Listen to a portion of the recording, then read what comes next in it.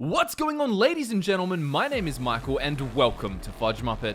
Over the past few days we have played a huge amount of Cyberpunk.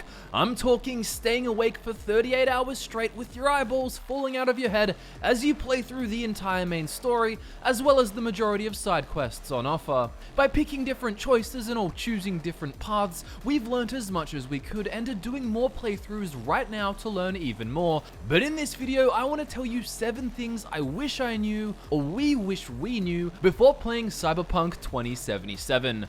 First up, let's talk about making your build. What's something good to know when you start fresh and select your attributes and progress through the game picking certain perks in the various skill trees?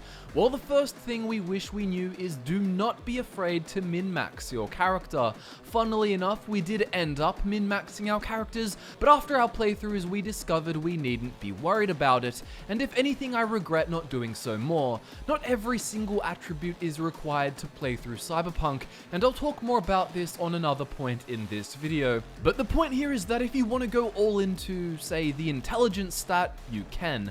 Obviously you're limited to how much you can allocate at the start into one thing, but from then onwards you can really aim deep. There's no need to spread everything around evenly because you're scared.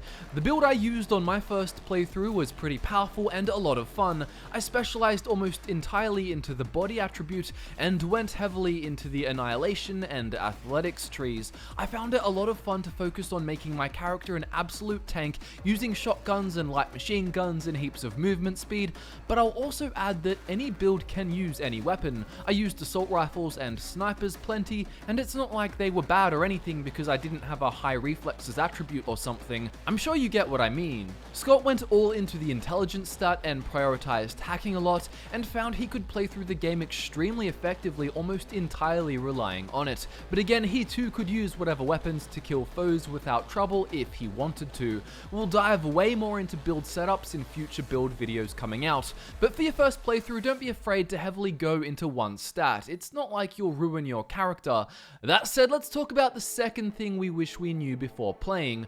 We all regretted putting investment into the tech attribute in our playthroughs. Like I said, I was going all into body, but it caps out at 20, and then I had to allocate somewhere else, so I chose tech. I thought I could craft some really cool stuff, and I was using grenades a fair bit, so just decided to pick up some buffs here to make them stronger. On that note though, grenades are pretty strong anyway, and I probably didn't need the additional increase. Looking at the big picture though, the tech attribute is not something you really need to care about. If you go all into tech and make a tech-based build, you'll still be able to be a powerful character and craft good gear. I'm not saying there's no advantage to be gained. There's benefit in any attribute, but as far as we can tell, it seems like the least useful option of the 5. Also keep in mind that most of the best perks require huge investment, whereas in the other attributes you can often get pretty good stuff sooner. You'd be better off going into one of the other attributes to make your character stronger, as the perks outside of the tech trees seem to be better overall. Also, if you love crafting, then you might want to consider tech, but we found the crafting to be kind of unnecessary as well. You can buy good gear if you want, but for the most part you just end up finding heaps of good gear or receiving cool items as quest rewards as you level up and play through the game. The tech stat can also help you open certain doors, but some of the requirements to do so are pretty high and I can't justify the investment. Also, you can open heaps of doors in the game with the body stat, which we find more useful, and usually there's just other ways to get in without attribute checks. Speaking of which, I would say there's no need to add to intelligence either, unless you plan on hacking a lot, in which case it is super important. Finally, the tech stat increases armor per level, but you can end up much sturdier by investing in the body attribute and getting buffs there. I'd also add that the health restoring consumables you get in the game are ridiculously plentiful anyway, and I seem to have an unending amount. The third thing I wish I knew before playing Cyberpunk is the concept that the side quests are the main quest. Now I don't mean this literally, but the side quest content is extensive and many of them are main quest quality. There's heaps of cool high quality characters to meet while doing enjoyable side jobs. The Cyberpunk main story is not super long, so it's much more satisfying if you complete all the side quests and side character arcs. Particularly the characters Panam, River, and Judy definitely do their quests because they have a lot to them, definitely do the Johnny Silverhand side stuff as well. One main reason to hit side jobs hard without spoiling much is because the main story of Cyberpunk, like any story kind of has to eventually, starts increasing in urgency, but the feeling of urgency happened sooner than I thought, and while you can still do all the side quests when the main feels urgent and you don't really seem to get punished, the atmosphere is much nicer to tear through heaps of side content earlier in the game rather than later.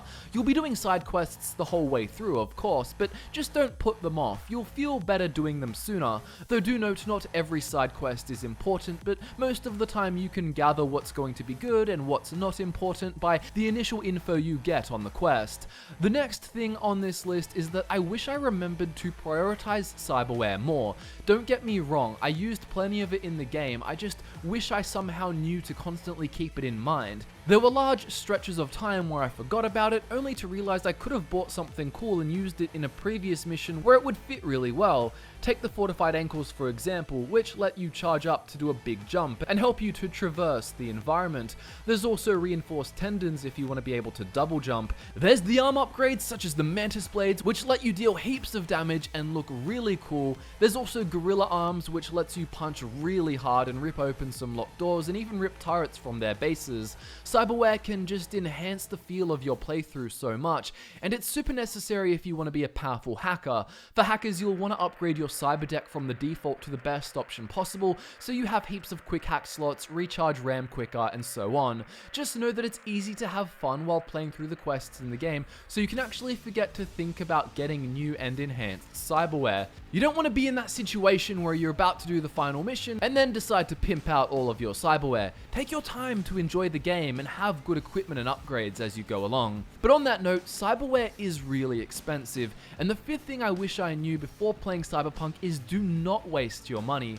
In almost every RPG, I'm the person that ends the game with heaps of currency that I just forgot to spend on anything. Saving up or worrying you're spending too much is just not something that's a problem in many games, but in Cyberpunk that isn't the case. And ironically, it was the one game where I decided, hey, I'm actually going to spend money because I always end up not spending it. You can actually just spend too much money in this game. Cyberware is something worth spending your money on, so don't go blow it on useless things. Those arm upgrades I talked about cost about 15,000 eddies, and the leg ones cost 45,000, which is quite a hefty price tag. There's other examples too, like the synaptic accelerator. This slows time by 50% for 4 seconds when enemies detect you and has a 1-minute cooldown. It's 35,000 euro dollars.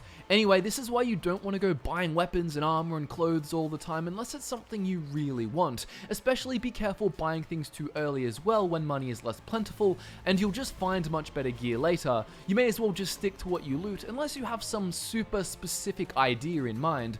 Also, there's an option to pay off your debt to someone from an early mission event. Definitely do not do this really early, as the payment needed is just over 20,000, and if you're early into the game, it is a big loss when really the reward for doing so isn't that significant. Pay it off later when you truly have an abundance of money.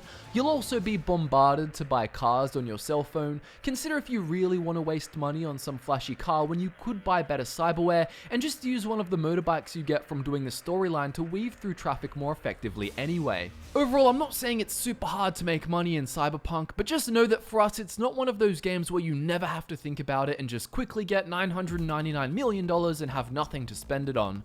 The sixth thing I wish I knew is to do more gigs. Doing gigs is more useful than I thought. So what are gigs? Well, gigs are missions you'll get in the game from the local fixer in the area. They're not side missions, as in they're not really part of a story, but they're also not radiant, randomly generated quests. They can ask you to do a variety of things, such as kill a target, steal something, protect and escape with a client, and so on. I did a bunch of gigs, but nowhere near as many as I should have.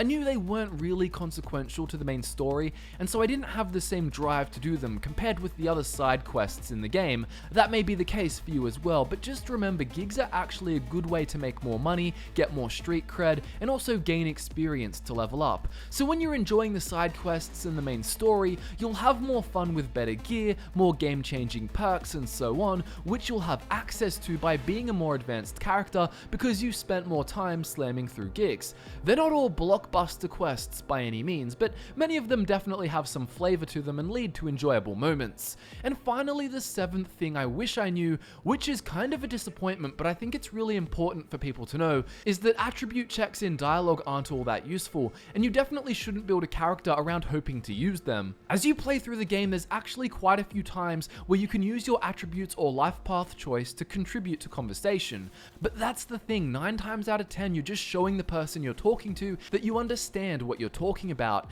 It's fun for role-playing to prove that you have a tech understanding of what's being discussed, but it's not like you really show them a better way to do something. It's just kind of like adding insight to what's already being talked about. Some attributes arise more than others. The cool attribute seems somewhat common in conversation, and you totally can invest in stats for role-playing reasons, but I think you wouldn't want to invest in any of the attributes solely for conversation. There doesn't appear to be any Fallout New Vegas type speech checks where you can have super meaningful impact with your charisma or by being persuasive.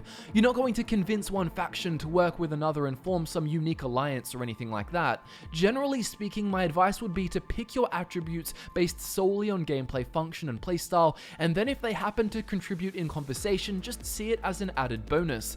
I'm not saying they never do anything outside of add dialogue, but on the rare chance they do give you an advantage, it's something small like give you a discount on something you need to buy for a quest, or intimidate a bartender into telling you where someone is, but you would have found him anyway. Again, these options where you can even say something that has some kind of small impact are rare. And that, ladies and gentlemen, brings us to the end of 7 things I wish I knew before playing Cyberpunk 2077. For the most part, we've had a lot of fun playing through the story of the game and soaking in all the sensational art design. We've enjoyed the experience, though I will add that there are aspects of the game where we felt let down and definitely should have been better. We'll talk about them in future videos. We're also going to explore some cool builds for you to play through the game with, as there's definitely some fun playstyles to use that are different to one another, so subscribe if you're interested in that and let me know in the comments what you think of the game so far. Social media links are in the description. My name is Michael, and I look forward to nerding out with you again very soon.